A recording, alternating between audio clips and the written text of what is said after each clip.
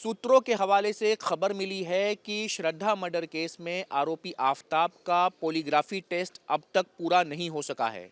दरअसल अब तक 3 बार एफएसएल लैब में पॉलीग्राफी टेस्ट के लिए आफताब को ले जाया गया है, जहां पर आफताब की जो तबीयत है वो नासाज बताई गई है। सर्दी है, ज़ुकाम है और आफताब को हल्का सा बुखार है, जिस वजह से उसका पॉलीग्राफी टेस्ट अब तक पूरा नहीं हो सका है। आरोपी आफताब जो पूछताछ हुई है एफएसएल लैब में, उसमें पुलिस के अधिकारी व डॉक्टर्स की टीम थी। उसमें आरोपी आफताब कुछ एक सवालों का जवाब देने से बच रहा है, पूरी तरह सहयोग नहीं कर रहा है और इसके पीछे वो वजह बता रहा है कि उसकी तबीयत खराब है। फिलहाल जो सबसे बड़ी चुनौती है एजेंसीज के सामने, पुलिस के सामने, वो ये है कि आफताब की तबीयत ठीक हो, फिर उसके बाद में पॉलीग्राफी टेस्ट करवाया जा सके और पॉलीग्राफी टेस्ट पूरा होने के बाद आफताब के नार्को टेस्ट का रास्ता साफ हो सके, ताकि श्रद्धा मर्डर केस के अंदर अब तक जो मर्डर का वेपन है, श्रद्धा का सिर है, मोबाइल है व कपड़े हैं, ऐसे जो तमाम सबूत हैं उन तक दिल्ली पुलिस की टीम पहुंच सके, ताकि इस मर्डर के अंदर जो आरोपी है आफताब, उसको उसके अंजाम तक पहुंचाया जा सके। वीडियो जर्नलिस्ट अमित कुमार के साथ मणिदीप शर्मा, न्यूज़ नेशन।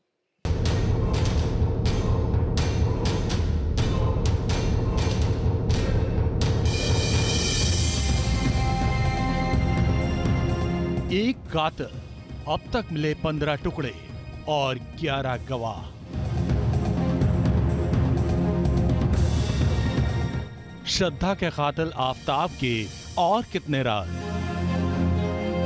श्रद्धा मर्डर केस में अभी पूरे 35 टुकड़े जांच एजेंसियों को नहीं मिले, जिससे एक मुकम्मल जांच की तस्वीर बन सके। बावजूद इसके दिल्ली पुलिस दावा कर रही है कि जांच सही दिशा में है। महरौली के जंगल से शरीर के टुकड़े के बाद अब मानव जबड़ा मिला, जिसके सैंपल डीएनए जांच के लिए भेजे गए।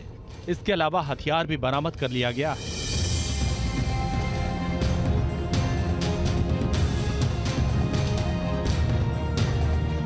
तो आखिर पॉलीग्राफ टेस्ट होता क्या है? कैसे बड़े से बड़े शातिर अपराधी के लिए सच दबाए रखना मुश्किल हो जाता है? तो आज न्यूज़ नेशन पॉलीग्राफ टेस्ट का पूरा डेमो आपके सामने रखने जा रहा है। आप टीवी स्क्रीन पर देखेंगे किस तरह श्रद्धा के कातिल आफताब का पॉलीग्राफ टेस्ट होगा। आफताब की तरह कोई भी अपराधी जब राज को दबाने की कोशिश करता है, तब नार्को और पॉलीग्राफ टेस्ट करवाया जाता है।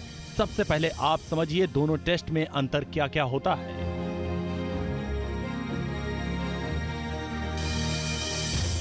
हमारे साथ में डॉक्टर्स का पैनल है, यथार्थ हॉस्पिटल में इस समय मौजूद हैं और ठीक वैसे ही हम इसको टेस्ट करेंगे कि आफताब मान लीजिए इसी तरीके से वहां पे लिटाया जाएगा और किस तरह से उसका नार्को टेस्ट होगा, या उससे पहले जो पॉलीग्राफी टेस्ट होता है वो आखिर किस तरह से किया जाता है और इन दोनों में आखिर फर्क क्या होता है, किस तरह से सच को बाहर निकलवाया जाएगा। हमारे साथ में रेणु पालीवाल जी जुड़ेंगी, जो कि यथार्थ हॉस्पिटल में सीनियर डॉक्टर हैं। मैम, सबसे पहला सवाल ये कि क्या होता है पॉलीग्राफी टेस्ट और क्या होता है नार्को टेस्ट, और दोनों में फ़र्क क्या है?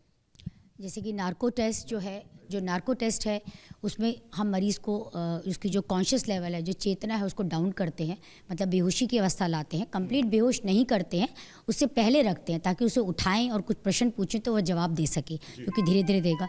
तो उसमें हम उसे कुछ ड्रग्स देते हैं और उसके द्वारा हम उससे क्वेश्चन पूछते हैं। तो मरीज़ उसमें कई बार जैसे कि झूठ भी बोल सकता है, कुछ मैनिपुलेट भी कर सकता है यदि उसका कॉन्शियस लेवल में थोड़ा सा ऊपर नीचे हो गया तो। पर जो पॉलीग्राफिक है वो मरीज़ से जब प्रश्न पूछे जाएंगे वो हम उसके खुद ब्रेन की मैपिंग करेंगे। तो हम उसे खुद पता लगाएंगे, क्योंकि उसकी जितनी उसकी बॉडी की फिजियोलॉजी है, बॉडी की जितने पैरामीटर्स हैं उनकी मैपिंग करी जाएगी। हार्ट है, SpO2 है, जितना भी उसका ब्रेन में जो भी वो सोच रहा है उससे उसकी धड़कन और BP पे फ़र्क आएगा, तो जिसे हम ब्रेन मैपिंग बोलते हैं। तो वो हम खुद देखेंगे। तो जैसे क्वेश्चन से हमें क्या बोलना चाह रहा है, पर उसका हार्ट जो है वो डिफरेंट तरीके से रिएक्ट करेगा। मरीज़ ने खून किया है, बाहर से उसने कहा नहीं किया है, पर कहीं ना कहीं कितना भी शातिर मरीज हो उसको एक भय लगेगा, तो उसके हार्ट पे फ़र्क आएगा। एक एक्साइटमेंट होता है, क्योंकि बॉडी में एक एक्साइटमेंट आते ही पैरामीटर्स चेंज होने लगते हैं। मतलब ब्रेन में जैसे ही थोड़ा सा भी ऊपर नीचे हुआ, थोड़ा सा फियर आया एक्साइटमेंट, तो उसमें चेंज हो जाता है। That is a polygraphic. तो वो हम खुद मैपिंग को हम खुद स्टडी करेंगे और देखेंगे। अब दिल्ली पुलिस ने आरोपी आफताब का पॉलीग्राफ टेस्ट कराया, मगर टीवी पर आपको दिखाने जा रहे हैं कि आखिर ये टेस्ट होते कैसे हैं।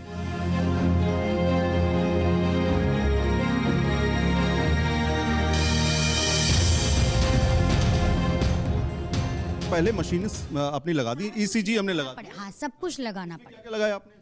ये हमने ईसीजी मॉनिटरिंग लगाया है, ये उसका ऑक्सीजन लेवल के लिए, लंग के लिए कि सेफ है कि नहीं, क्योंकि हम ड्रग्स भी देंगे, ये लगाया है।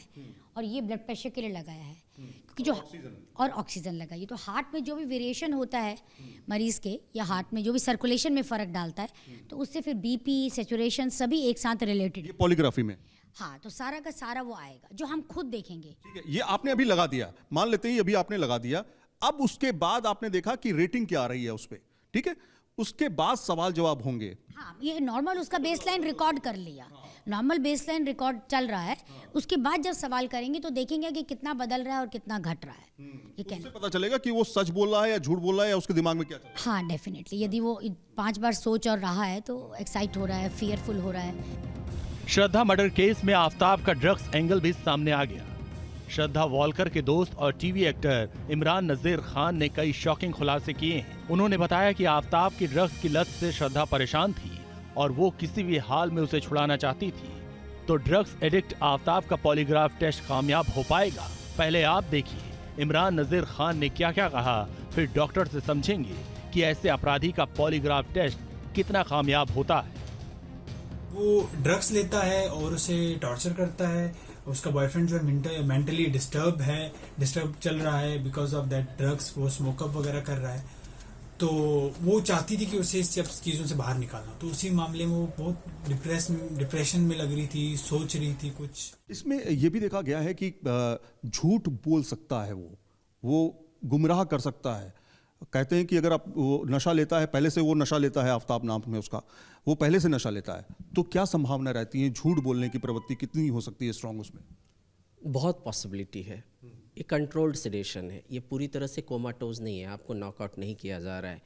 अगर वो बोलने की अवस्था में तभी बोल रहा है, ये आप सोच सकते हैं। तो एक कंट्रोल्ड लेवल ऑफ सेडेशन है, उसमें जिसका पहले से सेडेटिव्स लेने की प्रवृत्ति है, या जो पहले से ड्रग्स लेते हैं, या जिनके अंदर खुद को ओवरराइड करने की क्षमता है, वो डिसेप्ट कर सकते हैं। It can not be 100% accurate, but yes with A high chance आप उनसे सच उगलवा सकते हैं, बट इट्स नॉट 100%। मतलब पॉलीग्राफ टेस्ट से पूरा का पूरा सच सामने आ ही जाए, इसकी 100% गारंटी नहीं है। मगर दिल्ली पुलिस की अब तक की जांच और आफताब के खिलाफ मिल रहे सबूतों से एक बात तो साफ है कि उसने 18 मई को कत्ल करने के बाद जांच एजेंसियों को चकमा देने की गहरी साजिशें रची और अब अपने ही बिछाए जाल में फंस गया। दिल्ली से सैयद आमिर हुसैन के साथ टी न्यूज़ नेशन।